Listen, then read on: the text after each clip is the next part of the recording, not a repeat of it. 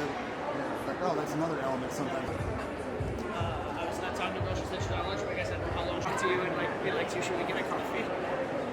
So I like the sort of playfulness and creativity of your opens, though, right? The whole like, oh, we can't have you being this down in the mall, or we can't have this that, that kind of stuff. Give them a bit of a hard time, a little bit of a tease and banter. It's good to initiate that as soon as possible, right? That said, even when your opener is good, same thing I told him, you do have to keep talking past it, right? Even if you have a really clever opener and she giggles, you can't just be like, okay, there's my clever opener, you giggled, now the sex happens now, right? It's just important that you just decide to converse. Like, just rambling is also okay. Think of the conversation almost like a living thing, right?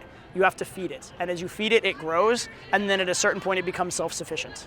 Right? So the conversation is like this little baby. You have to feed it, nurture it, take care of it, put everything into it, and then at a certain time, it's its own living being, and then you can sit back and let it like do its thing. Right, yeah. Right? But at the start, you have to feed it. Absolutely. Right? You can't just be like, oh, there's, I threw out a line, conversation, start yourself. Yeah. Right? You have to do the effort. Because the girl didn't approach you. And so she may not be ready for the approach. She may not know what the approach is. She may feel weird or awkward in that moment. Not because she doesn't like you, just because she's nervous. She may feel like if she makes a move on a guy or does anything to make it go towards sex, it's slutty. There's all kinds of reasons why she won't take the initiative. Yeah. But if you do take the initiative a little bit, at some point she will. Yeah. And once she does, then you can sit back and relax. Right? But yeah, you really guys need to assume the burden after the open. Just throwing out an opener is not opening. My definition of beginner, intermediate, advanced in game. My definition of a beginner in game is someone who they could do an infinite number of sets and not get a result, in theory, because there's some fundamental fatal flaw in their game keeping them from it. And one of the most common beginner fatal flaws is not closing. If you never close, you could have an amazing game and theoretically just never, ever, ever, ever get a result. Right? So unless you have at least some semblance of each of the steps in game, and especially that closing step, you are essentially a beginner. So if you don't make it man to woman, no matter how charismatic you are, no matter how cool you are, you're a beginner, right? You're maybe a very socially adept beginner, very charismatic beginner, but you're a beginner. Intermediate is when you can get results with girls, but it's a numbers game, and usually a relatively large-ish numbers game. Right? So if you approach enough girls, I would say with confidence, each and every one of you, if you approach enough girls and you make it a point to make it man to woman like you do in your good sets, and you make it a point to say, what's your number, or let's go on a date or something like that at the end of it, each and every one of you is good enough that you could have not only a sex life, but a very good sex life. By doing that, you would just have to do potentially a lot of approaches to get there. Right? So you are at the point where beginners don't even have a numbers game, intermediates have a numbers game. And the big thing with intermediates in terms of game style is that you're, and in the case of you guys at least, you're charming, you're high value, you're cool guys. And that's why girls like you, is for all those reasons. However, there's not a lot of tension in the girl's mind over whether they can have you, right? And so you're getting the boyfriend objection because the girl knows she can have you and knows what it's about and is just kind of saving you time and saving herself time and whatever. Right? Over the next few weeks, I want you to actually get the boyfriend objection, maybe more even than you are, okay, at first, because that's going to solidify that you're making it man to woman even more, okay? But the next step after that is to start getting the boyfriend objection less.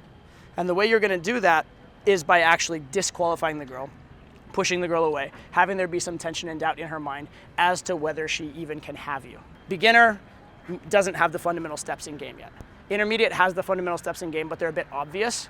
Advanced is when you're flipping the script and getting the girl to chase. Right? Keeping in mind, for example, the exercise we did last night, the misinterpretation exercise, where you're making it man to woman while also getting the girl to chase. Or the push-pull exercise where you're giving a push away, you're giving a disqualifier or a negative spike in the interaction, right? So the first step is for you guys to solidify, if you haven't already, that you are making it man to woman every single set. The next step is for you to make it man to woman, but at the same time also play hard to get. And that's where you're going to start seeing or hearing the boyfriend objection less, getting girls chasing you more, getting more solid numbers, etc. Okay, so that's the next step for you guys. And you can start working on that. Start working on making it in the positive frame. Start working on making it in the negative, making it pushaways, only to the extent that it doesn't keep you from actually making it man to woman. Right? If suddenly you're too coy or you're too not interested in the girl putting her hands on your ass or something like that, for example, if you don't go to that level with it, then it's completely fine. But if by trying to be subtle, you suddenly aren't man to woman anymore, that's actually going backwards in game. Yeah. Okay? So make sure that you stay as man to woman, and then once you're there and that's a given in your game that you are going to be man to woman every set, once that's a habit, then you want to work on making it more subtle. Okay? Fair enough? And you want to work on problem solving because you're already being man to woman and subtle for the most part, but you need to work on number one, just going for it in terms of problem solving. But then, so that's the first step, is going for it. It's the same thing. In the same set, going for it, man to woman, just bringing it up, just trying for the problem solving. And then the next step beyond that is being subtle in the problem solving, which is where you want to get eventually. But for now, it's okay if you're unsubtle. Because some of these girls that you need to be taking home, they're so into you, it doesn't matter how you take them home. You could just be like, we're going to go to my place for sex. Like, yes, please. Right? I mean, like, they're that on that you could just, like, full proposition it. Okay, so the most important thing is that you just make the offer, and then you can work on making the offer subtle and better structured. Okay? What other, like, big global questions, if any, do you guys have out of, about what's happened on the program, your own sets, your own sticking points, any things that are, like, becoming less or more clear about game, things like that? A good starting point for me, I thought about this after a couple, like, you kind of role playing with the push-pull that I think a lot of us struggle with. You do with eye contact, like, and I was like, I started playing with that, I think, not with anybody, but just myself, like, kind of like that skeptical, like, fucking really sort of look. Yeah. So to me, that seemed like it'd be like a good halfway point to actually saying stuff, right? Yeah, I mean, it should go along with saying stuff too. Right. So in theory, you can game without even saying stuff. And I have tested this out and I have done it, right? I've done as an experiment with students. We've done it in, like, louder, more dancey places usually, but you can do actually gaming where you're literally not allowed to talk. Like, you literally are not allowed to utter a word. You have to game completely on body language, gestures, dancing with the girl, that kind of stuff, and that's it, right? And it is doable, it can be done, it can get you a lot of attraction. So there's body language, and then there's what I call nonverbal verbal game. And nonverbal verbal game is when you're actually conveying a message even if you're not saying it. So when I go like, that's conveying, there are words that could translate to words like what the fuck, or I don't believe you, or who the hell are you, you know what I mean? I don't know exactly what those words are, but there is a message conveyed pretty much just the same as if I'd said the words. Yeah. Or for example, if I do this. Everybody knows what that means, right? I don't have to say the words, I can do this. Right? And I'm just going to do this to all of you just because I can and I like doing it. You're welcome, you're welcome. Right? Yep, that's right. But the point is, that's a thing, right? Winking at a girl, right? It says something. Different things along those lines. So there's a lot of things like that you can do. If you look at a girl, you go, right? Push her away. So all these things, they do convey messages, right?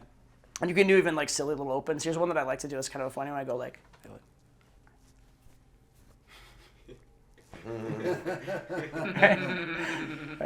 Okay, so it's a little push-pull. She expects me to say one thing, I flip it up and say a different thing, right?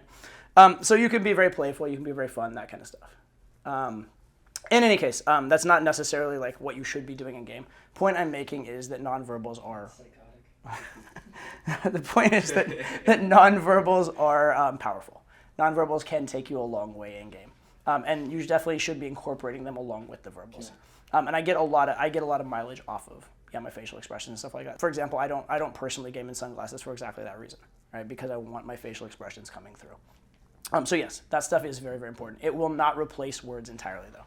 Like, I mean, as much as you could on a one-off event, and in rare cases, you do still need the words. It doesn't.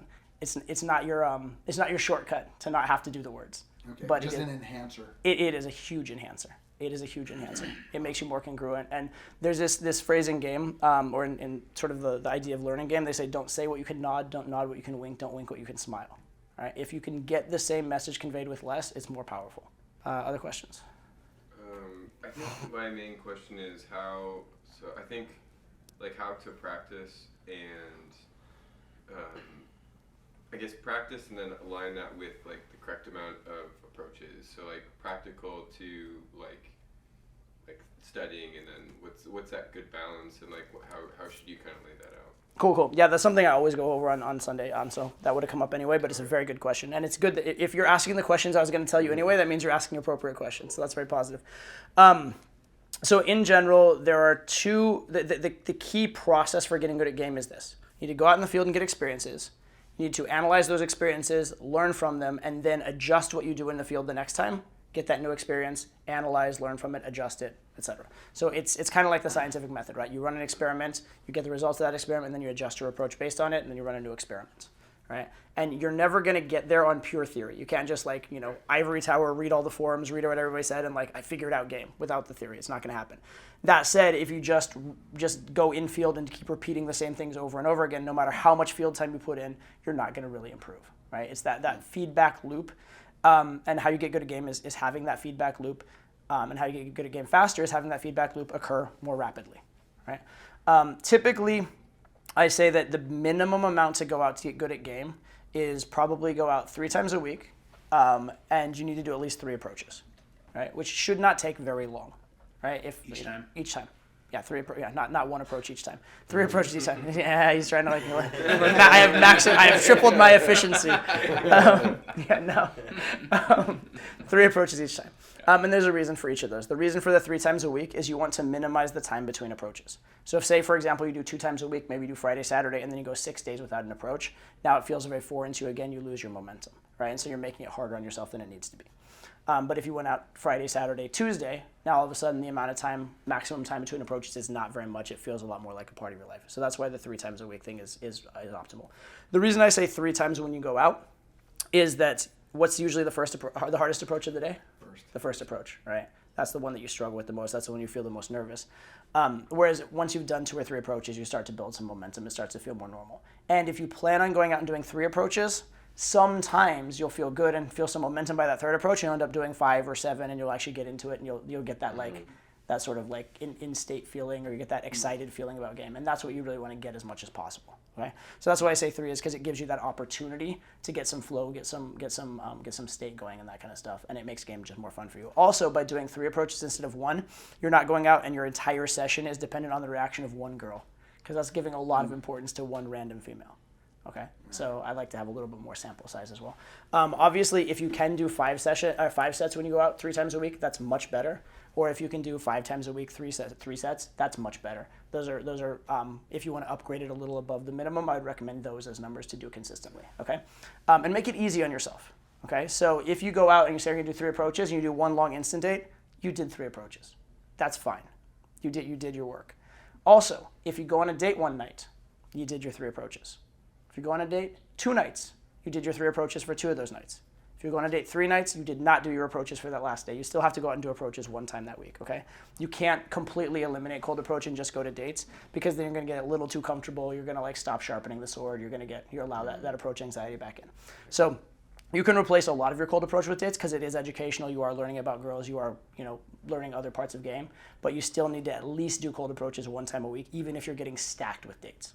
Because otherwise you'll kind of like fall off the wagon, you'll lose that momentum, etc. Okay, but yeah, you can make it easy on yourself, right? It doesn't have to be, the whole point is for this to work for you. It's not for you to be so pedantic about it that you're like, I didn't do my 3 approaches even though I slept with the hottest girl in the bar. That's a good night, enjoy it, okay? But that's what I recommend in terms of time. In terms of what to do in between sets, if you guys remember the breakdown we did the first night, right, where we said what were your best approaches and why. What were your biggest challenges and why? And then what's your biggest takeaway, right? What you want to get to is the biggest takeaway. That's the most important thing that comes out of debrief, because that's the thing you're going to try and adjust in your game later on in some way. You're going to try next time you go out to be more man to woman. Or maybe not even the next time, maybe sometime in the future, right? Maybe you're still working on the previous lessons, you're still working through those, but sometime in the future you've made a note, at some point an experiment I'm going to run, an adjustment I'm going to make is being more man to woman. And so you're refining and honing and learning your game that way. My biggest takeaway from all this is like, they want you to fucking make it man to woman. Like it's, yeah.